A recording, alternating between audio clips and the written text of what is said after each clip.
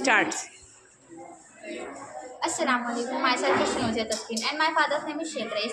I am studying in 7th class Urdu High School Buldhana and my model's name is solar energy world. Please see this model. You know that the energy we get from the sun is called solar energy. It is a renewable source of energy. It will never end as long as the sun remains. Solar energy is also pollution free. It does not emit any gases or chemicals in the air.